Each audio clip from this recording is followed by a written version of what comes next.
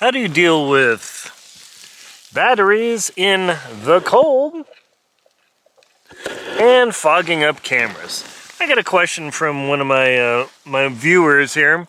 It was on preventing camera fogging in cold conditions and managing batteries by Kevin Burke. Kevin Burke, thank you for the question. Like many things, I need practice with this. My most recent trip included a camera that fogged up when taking it out of my outer jacket pocket.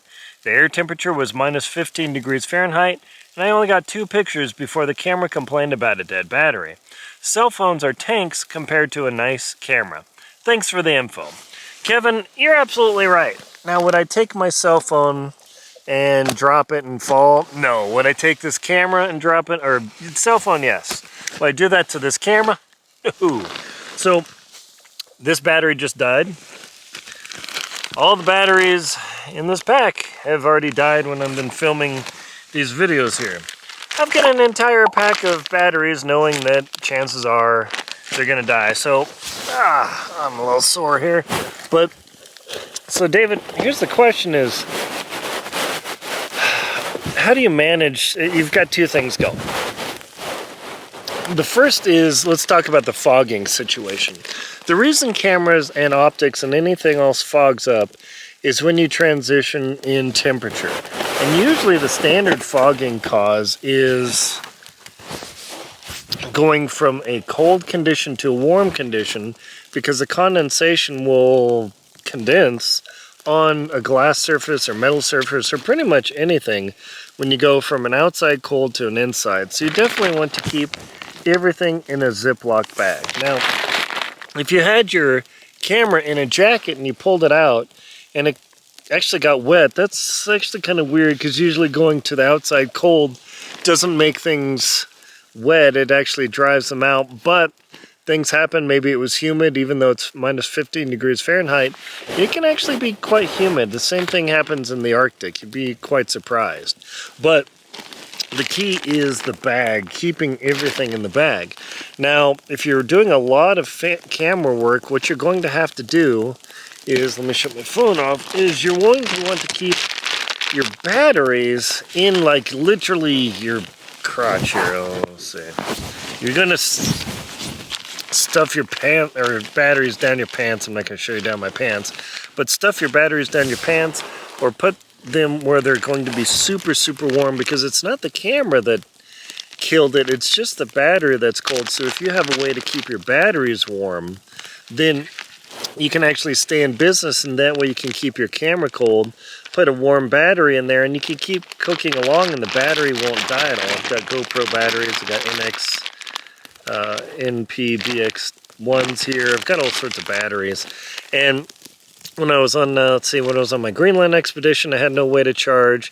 I had multiple Yellowstone expeditions, multiple winter camping trips, no way to solar power. I do bring these battery banks. These things are super, super handy. But one of the things is you asked about the cell phone being a tank, but the challenge is you got to use your nose to make this thing happen. Because you don't probably want to take your gloves off if you can avoid it, and definitely not to touch this freezing cold glass. So cell phones are actually very useful. The woman who wrote the foreword in my book, Antarctic Tears, Hannah McKeon, she's got the world record for the number of ski expeditions to the South Pole. Nobody's even close to her. She is incredible. And she says after the first 2 trips, she only takes her phone, but she's not taking a lot of images because she's doing guiding. She's the best in the world. I mean, her and, what's her name? I'll remember her name in a second. So the key is to keep that camera in a bag, pull it out, and if you notice condensation happening on the outer part of the bag, don't take the camera out of the bag, because it's not only the lens that'll get condensation, but also the sensor. If you have a removable lens camera and condensation happens in that sensor, you gotta stop and go get that thing completely dried out. I'm shooting on a Sony EV1, a little small guy, and it just has a zoom lens that's built in, so it won't get condensation on the sensor probably. My EV10 has a removable lens, and that is a bigger challenge, so I have to be more careful with that camera.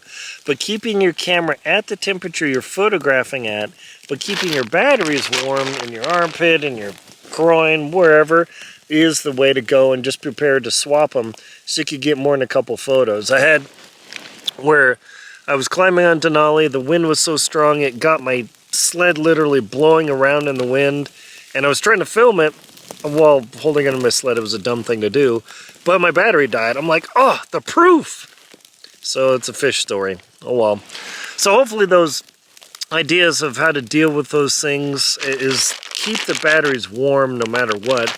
Your camera you don't have to worry about as much. Keep it at the temperature you're going to use it at, and it'll prevent that condensation.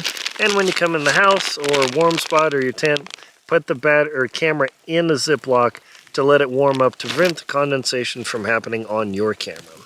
My name's Aaron Linsdau. I'm a polar explorer and professional adventurer who likes to camp in the winter. I don't know why, but it seems to be fun. Please check out links to my books, Antarctic Tears, Lost at Windy Corner, Adventure Expedition 1, How to Keep Your Feet Warm in the Cold, the Jackson Hole Hiking Guide, the 50 Jackson Hole Photography Hotspots, the most crucial knots to know, the 2024 Total Eclipse Guides, as well as my show, Antarctic Tears. Please like, comment, and subscribe to the channel so you get more info like this. Thanks for watching.